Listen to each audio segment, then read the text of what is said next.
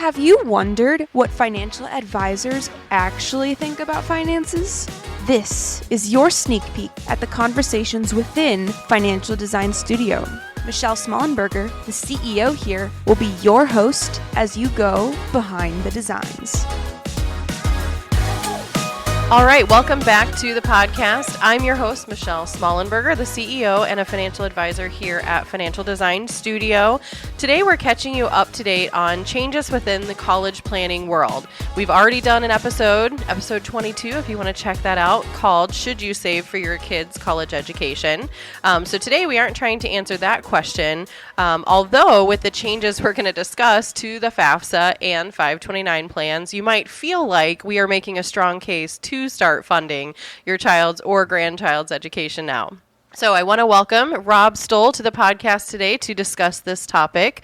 Rob is our Chief Investment Officer here at Financial Design Studio, and he's also taken additional courses and training with education planning. So welcome, Rob. Thank you. Yeah, great to be here again. Yeah, yes. I'm glad you're here. You're also the person to talk with about this topic because you're walking through this yourself, having kids who have gone through and about to go through college. So this topic is near and dear to you personally, too. Oh, yes. Yeah. We got one more to go, so and this might be the most expensive one. We'll see. Right? Yeah. She's a junior right now, and we're going to start visiting colleges and that's exciting. Doing all that this summer, so it's a pretty exciting time. I think it's exciting, and we were just talking about, before we pushed the record button, we were talking about how today's episode is so important because there's a lot of changes that are going to affect people as they're funding college, but it's also just so different from when we went to school. You know, we could get student loans that weren't huge. They could be paid off. We could work and afford college. But, I mean, as we're going to talk about some of these numbers about what it costs,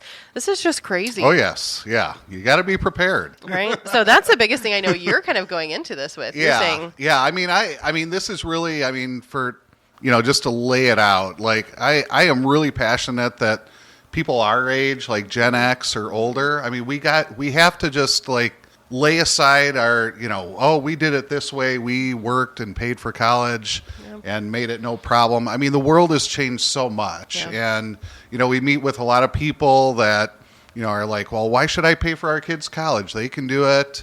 But the world has changed. And, like it or not, we as the older generations have to kind of get with it and say, what is our part in doing this? Yeah. And I think, and that's just to highlight too, as we start to dig in here, we're talking about your own kids, but especially grandparents, if they're starting to think of how do I pass on assets and how do I minimize my estate? There's a lot of goals that can be achieved in this. So this is a big way that can help with both of those. So let's jump right in because I know when I saw these numbers, I had to even ask you, is this right? So just give us an update today. If someone was to go to college, what are they going to pay? What are we even talking cost-wise? Yeah. So, I mean, obviously, there's a million colleges and a million different price points, but I always like to just focus people on what does it cost to go to the name brand kind of in-state college. So like here in Illinois, University of Illinois Champaign, or in Wisconsin, it's Madison. And if you're in-state, you're looking at least $100,000 for 4 years of college, and that includes the tuition and room and board. So, I mean, that's all in, but I mean, just straight away, just going to your name brand in-state tuition or school, you're looking at six figures, which is crazy. I didn't pay that. Yeah. No, I mean, that's crazy. That's Neither did I. And it's helpful, right? For people just to kind of get that in your mind first right off to say, okay. Yeah, I distinctly remember going to the bursar's office when I was a freshman and paying the first semester of tuition, and it was like $2,000. I mean, it would, it's like that was a summer's worth of work, but it's just insane what it is now. Yeah. Okay. So that's just talking in-state public university. Now, give us the painful. I mean, what do we expect with private college? Yeah. So if you have a very ambitious young son or daughter who is like, oh, I'm going to go to Northwestern or Stanford or something like that, I mean, you can easily double that. Yeah. So you're looking at $200,000 plus, just for undergrad, mind you. So, with a lot of kids these days, they're not just going to undergrad. They're going on to get a master's, or, maybe they're in the medical field and go on to medical school. So, that's just for undergrad. And, again, for a lot of us who went through the 4-year thing a couple decades ago, I mean, we all know that, 2 years of that is a bunch of like required courses. Like it's not, paying $25,000 a year for something like that. You're kind of like, really? Yeah, exactly. That's your general credits, your credits. English, That's what I was math. looking for. Yeah, exactly. Those general classes you have to have, before you get on to your other 2 years. Where you're actually like in depth in your degree. Yeah. So so basically so someone who just, has a son or daughter going to college in the next year, they're probably in their mind thinking, okay, it's going to be $100,000 over the next 4 years. But someone who is just now having a child and is saying, I want to start to save. That's amazing. That's great. What should they be saving for? Because as we now say, today's inflation or today's cost won't be what it is at that point. So a newborn, what would that? Yeah, so for a newborn right now, if we assume inflation of 3%, which frankly is lower than what tuition inflation has been for 25 years, but if we assume 3, you're looking at $180,000 for 4 years of college when they turn 18. Okay. So that's what it is, and it's kind of like, well, that's a lot of money. I mean, how would we ever save up for that? And if we just look at, we're going to save some money and invest it, earn 5% a year until they turn 18. You would either have to put down $68,000 today in a lump sum and just leave it there and let it grow for the next 18 years, or contribute about $450, $475 a month every month for the next 18 years to fill that education account. So I mean, it's a really it's not a small number at all. I think this just helps to highlight for people the importance of the planning ahead. And as we really dig in today and we talk about some of the changes with FAFSA, so with loans, things like this is why it's becoming even more important for parents and grandparents to maybe consider helping out and starting some of these funds earlier, or helping even when the time comes. So all right, so I guess this really kind of leads us up to then obviously like the college funding challenge. It is really how do we fund this? It does take that long-term planning, which is kind of what we've just mentioned. Do we save for college versus retirement? So some people even, I think sometimes they try to get ahead of themselves there and maybe fund college but not retirement. But even another way is like grandparents helping out. So. Yeah. And this is where, because the dollar amounts are so large, I mean, it does take planning. Like you just can't wing it, and when they get into high school, it's like, okay, we'll figure this out, how to pay for college. I mean, just given the expense, you have to really start planning for that on day one. And, for a lot of parents, they struggle with, should we, we really want to pay for our kids' college, but we don't have enough to do that and save for retirement. I think our retort to that is always focus on your own retirement, because if you don't save enough for retirement, you're going to end up living with your kids when you're older, and they're going to be a lot more upset with you then than they would be right now if they had to take out some loans to go to college. So, there's that. And even with grandparents, I mean, we talk a lot with clients and other people just about ways to kind of leave a legacy. It's always a topic that we talk about. And the traditional way has just been like accumulate a lot of money and then just give it away when you die. But we really find that if you're able to do something while you're alive to really help out the younger generations in your family, that's great. And helping out with education is a great idea if you're a grandparent. Yeah, and I do feel like most kids who receive, savings from grandparents or parents, I really do feel like most of them are grateful for it. I think it's easy to kind of think, oh, sure, I'm just going to pay their way, and they aren't putting anything towards it. So it doesn't have to be 100% of it. So this is also, it doesn't have to be everything. But I do feel like I see kids that are really grateful for that help. So when they come out of school, they don't have these big loans. So exactly. I really do feel like you'll see that, hopefully in your relationship. Yeah. So I guess kind of with this challenge of these high costs, how do we start to even think, what are ways that we can reduce the cost of college? Yeah. So it's hard to avoid, but there are some ways you can do that. And one way that really is becoming more and more popular is the idea of going to community college for your first 2 years, get those general credits. That's going to be a heck of a lot cheaper than going to that name brand 4-year school. And then depending on where you're looking to go, you can still go to that 4-year school, but you're just going for 2 years, because if you kind of plan it out right and you're in the right community college, those credits will just transfer right over. So that is probably, I mean, if you're really kind of stuck on thinking, how are we going to pay a $100,000 tuition bill for the next 4 years? That is a great way. You can reduce it by like 30 or 40% just by going to community college for 2 years. Another way, again, and this is why I say it takes a lot of planning. People our age or older are, they're like, they either don't want to, it's kind of weird. They either don't want to pay for college at all, or they want to pay 100%.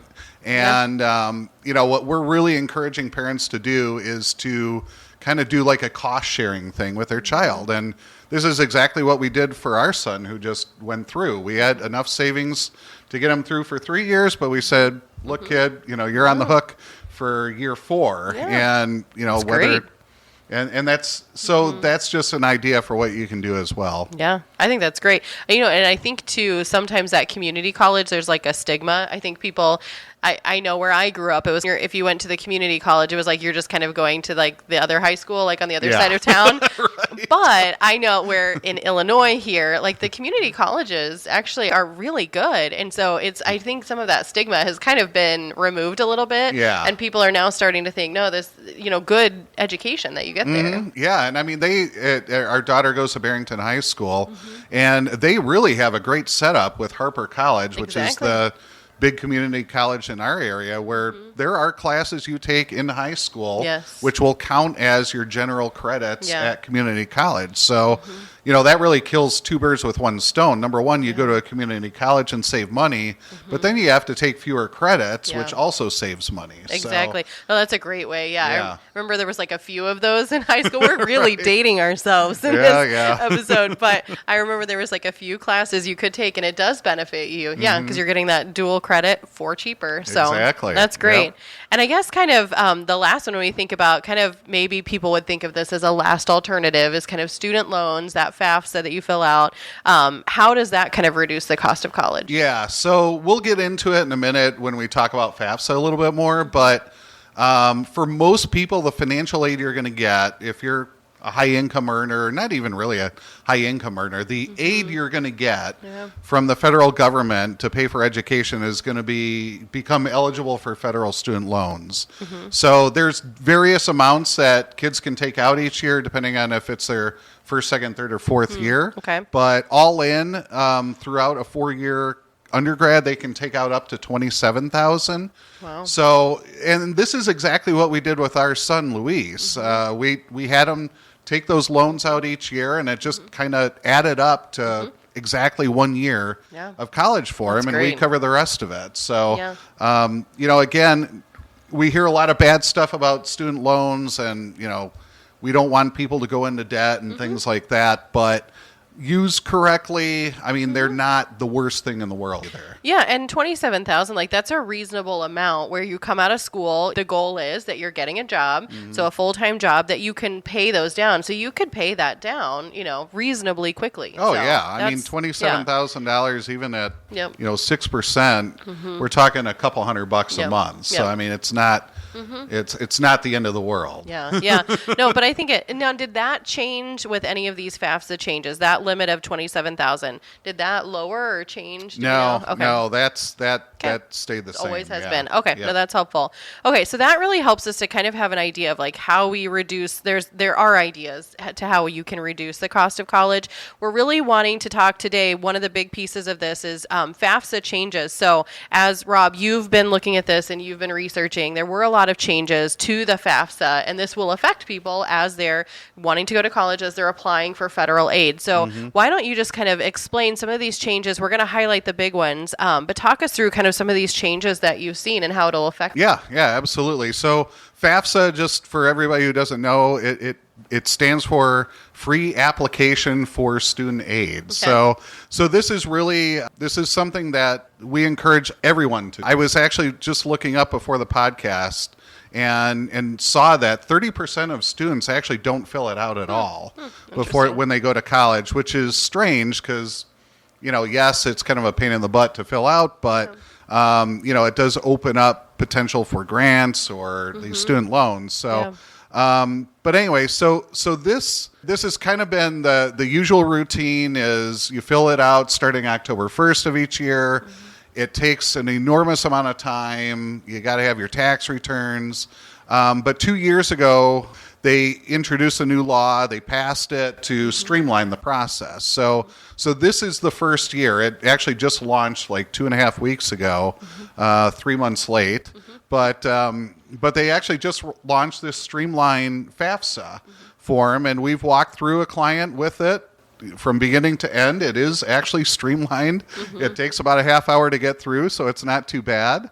But it's really the changes to FAFSA really were to make it easier to apply. Okay. We'll get into a couple other things here, but it is the other changes that they made. They did make it less attractive to families that have multiple kids in college, for example. Okay. So, but yeah, I mean the changes are pretty much geared towards just streamlining it. Yeah. Okay. Yeah. So when you have multiple kids in school, it used to be, I guess, that they calculate through the FAFSA, right? How much they expect you to be able to put towards it. Yeah. So they have a formula that's based on your income and your assets, and basically what they're trying to get at is how much could you realistically pay for your child's school expenses. Okay. It used to be called the estimated family contribution or expected family contribution. Now they've renamed it student aid index. Okay. Because apparently there was a stigma with the other one. Okay. But it's the exact same formula, and this just says, okay, here's how much you can realistically pay. Before these changes, if you had more than one child in college, they would actually take that amount. So if you had 2 kids in school, they would take that amount and divide it in half and say, okay, for Jim, we only have half, we can only pay half of what our expected contribution is, and for Jane, the other half. But they actually took that away. So for any families who are going to have more than one kid in college at the same time, the chances of getting aid have dropped a lot. Yeah. And not that they were really high before, but that was definitely a negative change. Yeah. And within this, though, there are good things. So there was like one good thing that kind of affects like grandparents who are helping save, right? Yeah. So one good change, and one reason why we're really doing this podcast and kind of talking to us older people and all that, not that I'm old or anything, Nope. but is they used to have, if a grandparent was helping out and either paying tuition or they had a 529 and the student with their grandchild was paying tuition out of that for the first couple of years, that would actually count as income for the student and significantly affect their ability to get financial aid, because the formula looks at the parent income and assets, but it also looks at the students as well. That actually changed. So they no longer will count any sort of grandparent 529 withdrawals to pay for tuition against the student. So that to me, that is really the biggest change and the most positive change, because it really opens up the ability for those grandparents who want to do it to really help out with their grandchildren's education. Yeah.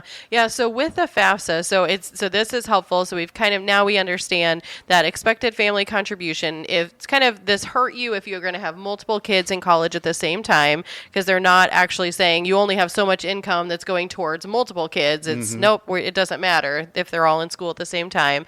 But it's good because grandparents now that we're giving money towards it now, that doesn't count. So now you could still get some more aid than you would have maybe before, because before they counted that. So talk us through, I guess, in addition to that, what are other things, what impacts the financial aid, like in this formula, what impacts the financial aid that a student could get? Yeah. So this is where I want to be like real with people. I think most people that are going to be listening to this are going to be, higher income earners or upper middle class. And the reality is the formula really looks at your income and assets, but what really influences how much they expect you to pay is your income. Okay. So when they look at your income, they're taking at least 22% of that and saying, that is what you can afford to pay for your child's education. Yeah. When they're looking at your assets, and by assets, I mean any taxable investment accounts that you have, anything like that. It does not include IRAs, does not include 401ks, doesn't include the equity in your home. It's mainly just cash, checking, and investments like that. They will assess, the assessment they put on that is 5.64%. So significantly lower than income. So it's really, it's the reality is when we're talking about filling out the FAFSA is for a higher income earner, you're not going to get all these great grants and, I mean, the cost of attendance is $60,000, but we'll cut that in half for you. They're not going to do that. Yeah. It's really just to open up the ability to get federal student loans and maybe some other help, because a lot of scholarships and a lot of other, there are various colleges have their own special grants and programs that you can apply to, but you're only eligible if you fill out the FAFSA. Yeah, I think that's something that's helpful for people to know is even if you don't know if you're going to use any of the financial aid, you can still apply, see what you qualify for, and then decide what do I actually use to pay for college. So do I actually take a loan? Do I use some of this federal aid, or do I just use income or assets that we have? Yeah. And it's to be honest, it's really a way as well, if your child is really set on going somewhere and maybe there's been a change in your financial circumstances, because when you're filling out the form, they're going to look at your income from 2 years ago. And for a lot of people, as we saw through COVID, their income was up, it was way down, and it was back up again. So if you fill out the FAFSA and you had a change in income like that, you can actually ask to be reconsidered to a college. If they tell you we're not going to give you aid, you can go back to them and say, hey, I know this is what it says on my FAFSA, but we've had a major change of income. Will you reconsider and maybe give us aid? So, that's another good reason to fill out the FAFSA. Yeah, that's helpful. Okay, so the parent's income and assets, and then the child, if there's income or assets, are those also included? Yeah, so they do. They also include that. It's a little bit more punitive. So income for a child is assessed at 50%, and their assets are at 20%. So assets for them is mainly if they have one common account is maybe a custodial account, a uniform gift to minor account that some of our clients have for the grandkids and kids. That does count as an asset for the student because technically it's their account. Yeah, exactly. No, that's helpful. And then the 529s, those count as a parent asset. Is that right? Okay. Yeah. So 529s do count as a parent asset, and that's actually where maybe there's an opportunity just with the changes to the grandparent 529s. Back in the old days, if grandparent 529s would have been somewhat punitive to getting financial aid, they're not anymore. So if there's a family kind of on the cusp of being able to get aid or not, you could actually, depending on the state, you could transfer ownership of that 529 to a grandparent to get it out of the parent's own, asset bucket, so to speak, and that'll help lower it a little bit. But I mean, we're talking, unless somebody has a massive 529, we're not talking about a ton of money. Yeah. Really. Because that was just 5%. Yeah, like 5.5%, 5.64% on the assets. So it'll move the needle, but again, if you're a high income earner, it's really not. You're not going to all of a sudden become eligible for aid if you do something like that. No, that's really helpful just to understand kind of all of these changes that affect now if you're applying for the FAFSA. And also, too, I think it's just helpful for people to understand why they should fill it out, even if they don't know that they're going to use it. Still fill it out. It doesn't hurt you because that information gets sent to colleges, right, to use in as scholarships. Yep. So that's why it's helpful. Yeah. So all that information gets sent to colleges, and again, I remember helping a client a couple years ago with this, and his daughter was going to West Virginia University, I think, and as we were looking at it, they actually had grants and scholarships that you could apply that only applied to that particular school. Wow. And she ended up getting like $6,000. That's great. But to get that, she had to fill out the FAFSA and then apply for the scholarship. So it definitely does make sense to do it. That's great. And we would encourage people to sign up now that we know it's open, because we have been waiting for this to open too. We've been, nope, still not ready. Yeah. The government they made this law change a couple years ago, and they're like, okay, we're going to be ready. And come October 1st of 23, they're like, we're not ready. It'll be ready in November. It wasn't. It'll be ready in December, and finally in early January of 24, it finally opened up. But and there's been some hiccups, but so far it seems to be doing okay. Okay, so that's where in any year that you do after this, it's like we encourage people to apply sooner rather than later, because sometimes they assign some of these scholarships and things right away. So if you haven't signed up, then you're not eligible to get them. Yeah, I mean, there's really no reason not to do it. If it opens October 1st, have it done that month. Just get it done, get it out of the way. The streamlined form is a lot shorter. Good. It's a lot less painful. So, I mean, there's really no reason not to do it. Okay, great. All right, so we kind of talked about a lot of these FAFSA changes, which is just one way to kind of help reduce the cost. But these changes are important because I know these are a lot of things that hurt people. And now it's just, again, in your planning, it's, wait, should I start the 529 or should the grandparents? And so that's something to think about. And we're going to get into this, but with the 529, there's also tax benefits. So this is where the planning is really important. So we want to highlight, these are things you'll have to consider, or, you don't want to miss out on those benefits. That's the whole benefit of using them. Yep. So I guess how to save for college, there's kind of like a few main big ways, right? Like a few types of accounts that you would suggest. I know we talked about the 529 as one of them. What are other ways commonly that people use? Yeah, so there's really three ways that people do this. The 529 college savings plan, obviously very popular because you get tax benefits with it, but a lot of people get nervous about putting in too much money into a 529 and what's going to happen. Will that money be lost forever? It's not. We'll get into that in a little bit. But so what we recommend to those people is just open up a taxable brokerage account and throw money in it just like you were doing it into a 529. And that money is yours. You can, if your kid doesn't go to college, you can use it to buy a car or whatever it is. You have total flexibility. And then there's also these uniform gift for minor accounts, which would be a parent or grandparent sets up in the name of the child.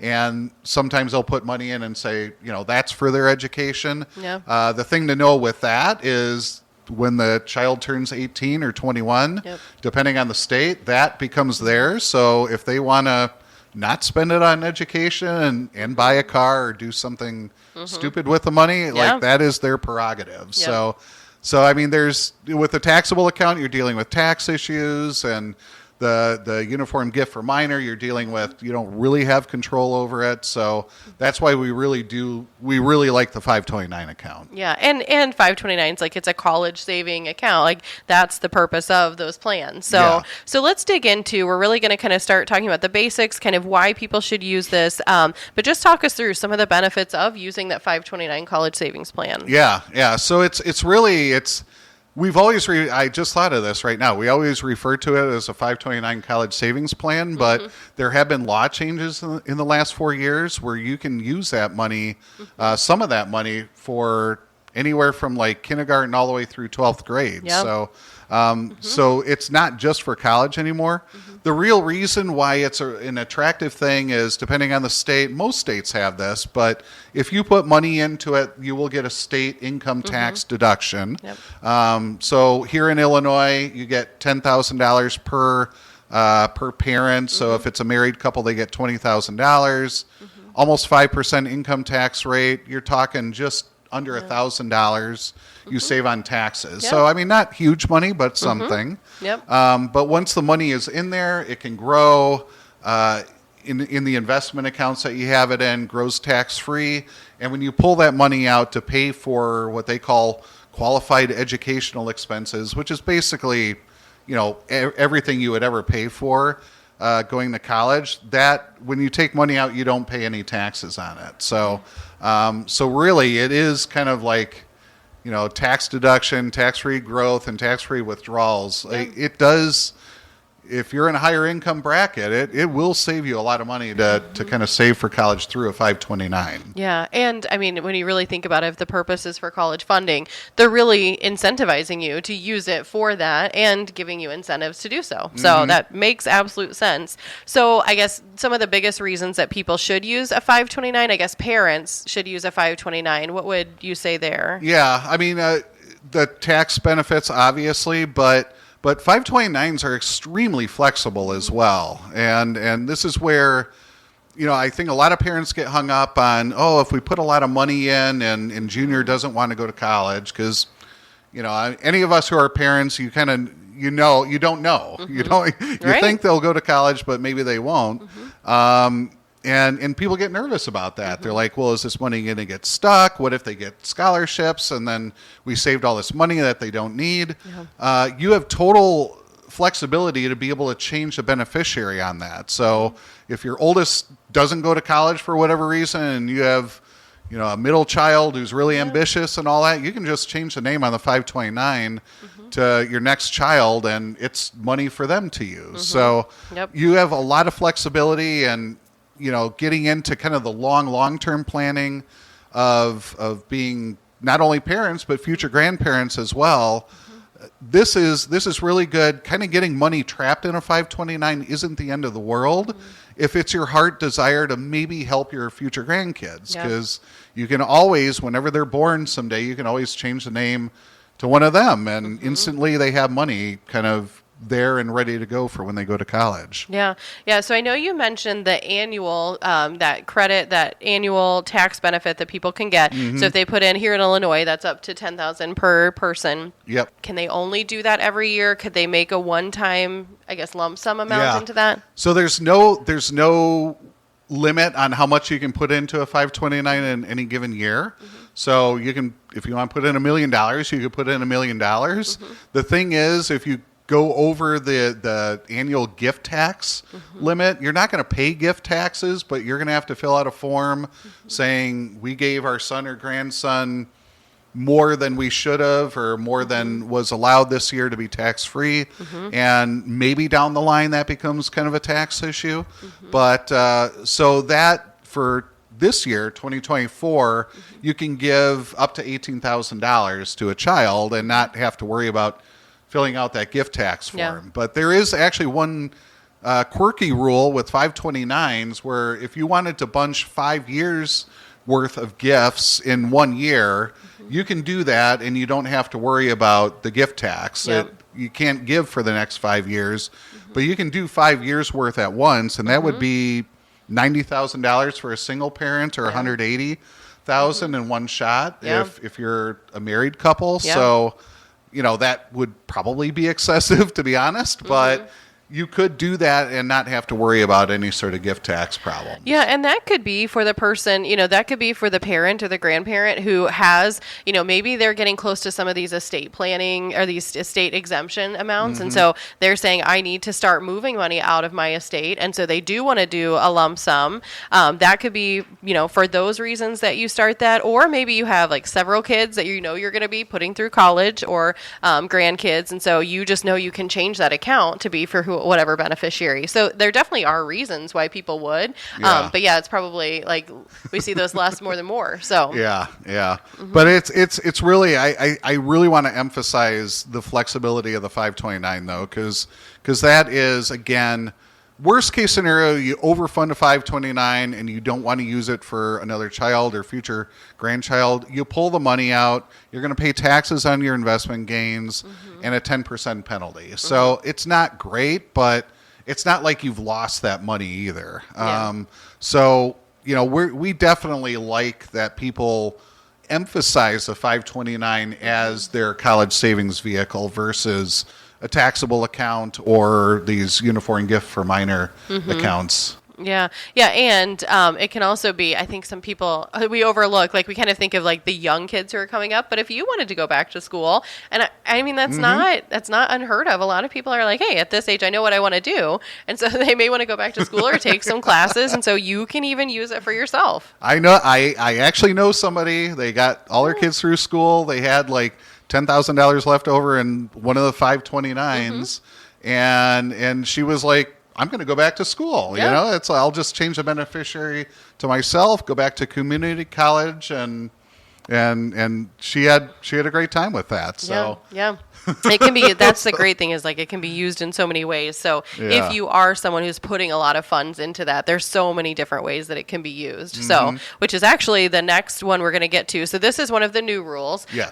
For like with 529s, is that you can actually fund a Roth IRA from the 529. So walk us through kind of what needs to be done there and what that is. Yeah, so this was a really interesting new kind of feature that they gave to the 529s with a tax law change a year and a half ago, 2 years ago, is they will actually now allow you to use unused 529 funds to open a Roth IRA for your child, and then you can use money from the 529 and just put it right into the Roth IRA. That's great. So, we've had a lot of people reach out to us about it, and it's like, oh, wow, this is really great and all that. It is, but the rules around it are kind of convoluted. The first being that the 529, before you can initiate a transfer to a Roth, it has to have been open for 15 years. Okay. So unless you open this, 15 years ago or more, you're going to have to wait. If you're just opening a Roth, or not a Roth, a 529 today, you would have to wait 15 years before you'd be able to move money into a Roth. So that's kind of, the sticking point number one. The other is they have a maximum amount that you can transfer over, like they call it a lifetime limit for the child. So the maximum you can eventually move from the 529 to a Roth is $35,000.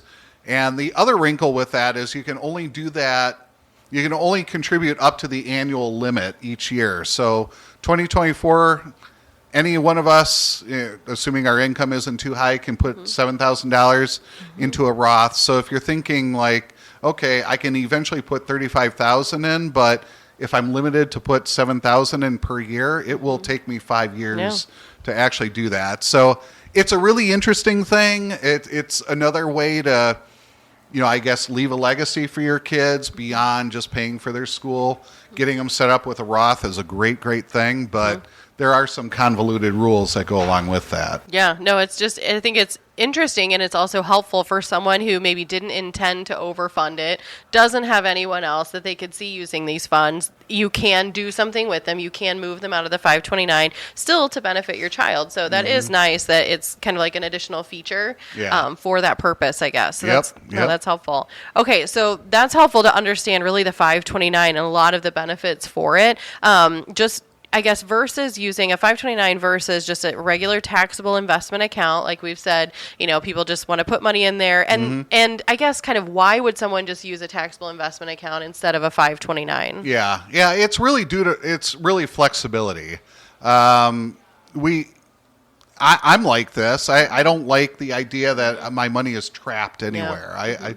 If I want it, I want to be able to get at it, and I don't want to have to jump through a lot of hoops to get it. So a taxable account is a perfectly fine way to do it because it's almost like your checking account. You just put money in. If you need it, you take it out, you invest it along the way. That you just have to know that if that's the way you're kind of funding your child's education, you're going to be paying taxes on dividends and interest that you earn each year. When you go to sell investments, which we'll get to in a second about just investing in a 529 or investing for education, how that works. You will be realizing capital gains, assuming the market is going up each year. So there is a tax drag from doing it that way. But for some people, they're like, I'm okay with that as long as I know that I have full access to it.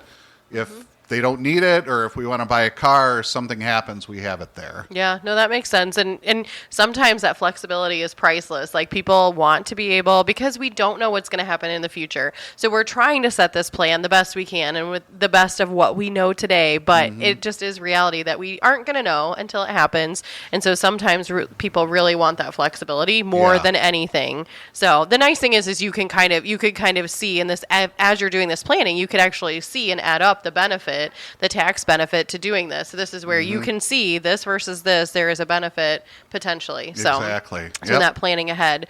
Okay, so we've talked about both those types of accounts. Now, the great thing about them is that they can be invested. So now let's kind of shift to talking about kind of an investment strategy for these funds while they're in there. Yeah. So whenever we're talking investments with clients, we really emphasize that how you invest is really determined by your time horizon. So if you're kind of young or middle-aged, 30s, 40s, even 50s, retirement's a long ways away. So you can invest aggressively because if the market goes down, you have plenty of time to kind of recoup that.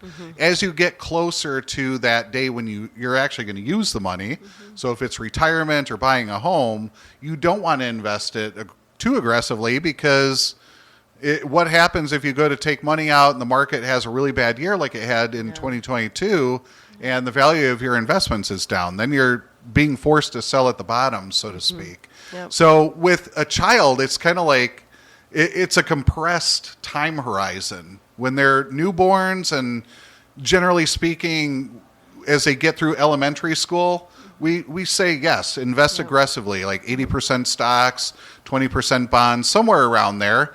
Give them the maximum growth on your investments. But as you start getting into middle school, that's when you really have to start paying attention because you want to stay invested and you want it to grow, but you're getting closer and closer to that day when you need the money, when they turn 18.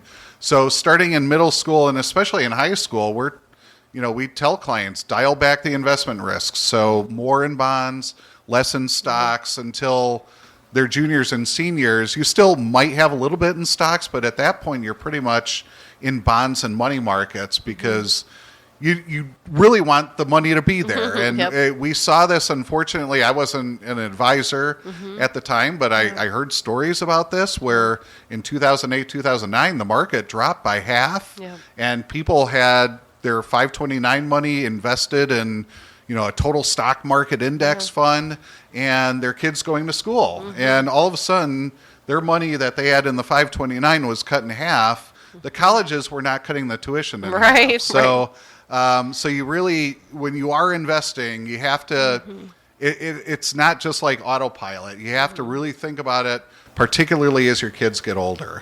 Yeah, and I think that's something I know on these 529s, like you can also set it to where it's maybe for periods of time or where it does adjust as they age. So it's just making sure that they are adjusting as they move through kind of these ages that you've given. Yeah, there's a lot of age, they call them age-based funds. So you just kind of start out your kid in whatever age bucket they're in this fund, and it will automatically adjust the investments for you until they turn 18. Most of them are fine. Some of them I look at, and I'm like, they're not really well diversified, or they're either too aggressive or too conservative relative to what I would personally do. But, I mean, if you just don't know what to do, an age-based fund is a perfectly fine, good way to invest for your child. Yeah. And it's probably worth noting that every 529 plan, so not every state, almost every state has one, but they all choose different investment choices that you can pick from. And that's actually one of the really good things about Illinois is that they have good choices. Yeah. I mean, it's shocking to think that Illinois does something right, but They actually, the 529s here are really, really good. No, so I just think that's helpful for people. This is where, even in this decision of who starts the 529, the parent or the grandparent, well, where do you live? Do you both live in different states? Because now you have two different plans you could choose from. So, I mean, as we've been going, there's just like so many areas of planning just in this one goal that you're trying to fund. So this is where you want to consider even things like that. So exactly. No, this has been helpful. So as we kind of think about who should open it, I guess, how can 529s be used by grandparents, or what are the best ways to? I think, and I'm really passionate about this for people who are becoming grandparents, that to really do look at 529s in college education as a way to kind of leave a legacy while you're still around, because the cost is what it is. It's high. We want our kids to go to college, generally speaking. So this is really, really a good way for grandparents to kind of get involved. And, again, a lot of us old timers are like, why should I help these kids? They can just work and figure it out themselves. But I would just really encourage anybody over the age of 50. The world has changed, and we just have to. It is what it is. So a grandparent 529 is a great way to kind of get the ball rolling, and you can open up a 529. You own it. You control it. You can designate whoever the beneficiary is. And one thing we actually see is a lot of grandparents, instead of giving toys that kids will forget about 5 minutes after they open the gift, it's like, we'll just throw a couple $100 into this 529 and, just invest it for the long term and let it grow. So, so they're really good. And for kind of our high, high asset income, people who are maybe knocking on the door of estate taxes, whether it's in state or the federal, those are high limits, but that is a way. Gifting into a 529 takes that money out of your estate. So it's a way for you to kind of, at least move away from paying estate tax, and giving benefit to your grandkids at the same time. Yeah. No, I think it's a really important point, especially for like those high net worth investors, just like you're saying. If you're near an estate limit, and now if you remove some of it to put towards a 529, you're allowing for a growth now in the rest of your portfolio, because that's what will happen. It will continue to grow. And so if you can little by little remove some of that, then you keep yourself away from. And I mean, what really kind of like punches this thing is the new rule change about how that using a grandparent 529 doesn't count against the financial aid eligibility of the grandchild. Yes. So before these changes, that actually was an issue where you'd have to basically lump using a grandparent 529 into their senior year, so it didn't hurt their financial aid. But with that rule gone, in theory, you could use it for all 4 years now and not hurt that kid's eligibility for financial aid. Yeah, and I think that's kind of the final reason that we're like encouraging grandparents, hey, now you're not hurting them by getting involved, whereas before it was kind of like, well, wait, I have to include those as assets, and that might actually hurt them. No, that's great. And one other thing to say, I mean, parents owning their own 529s is still a good idea, just because you control it, and there's all family dynamics. Families are funny and all that. So we're not saying throw the burden of educating your kids on your parents. We're not saying that. It's to use the old, for those old enough, you kind of remember Hillary Clinton talking in the 90s about how it takes a village and things like that. And that is really kind of what we're saying about college planning is it's maybe not just the parents' responsibility, but maybe an opportunity for older generations to step in as well. Yeah, I think it's a great way too. If you think about kind of dividing it up, and then I think as kids, if you look back at your college experience and kind of like who contributed to it, I think that's just one of those things. Plus, if you might have like you have a vested interest in it, and so just asking and how's school going, things like that. I think it just kind of may provide kind of like that great relationship to talk about something really meaningful in their life. So. Yeah, and I mean, ask any millennial these days who was kind of caught in that period where college went from very affordable to not affordable at all, and a lot of millennials are just strapped with enormous amounts of student loans that they had to take out because their parents weren't prepared for the cost, and it wasn't on the grandparents' radar. So this is really kind of a way to make sure that when your child graduates, they're able to kind of get on with adult life, get married, have kids, buy a home, buy a car, like things like that, without having this overhang of student loan debt hanging over them for the first 10 years of adulthood. Yeah. No, that's helpful. Thank you, Rob, for explaining all of this, because there's so many changes that have happened, but there's also just so much to keep in mind all the time of, funding this kind of like one goal of a bigger plan. Yeah. It's a big goal. I mean, we go through financial plans all the time, and retirement's obviously big, but I tell you what, college education is number 2 or 3 on that list all the time in terms of the financial resources needed to reach that goal. Yeah. As a parent, one of the biggest things is you want your kid to go through school, college, and then be able to take care of themselves, be able to sustain their own, income. So that's a big part of the start to doing that. Exactly.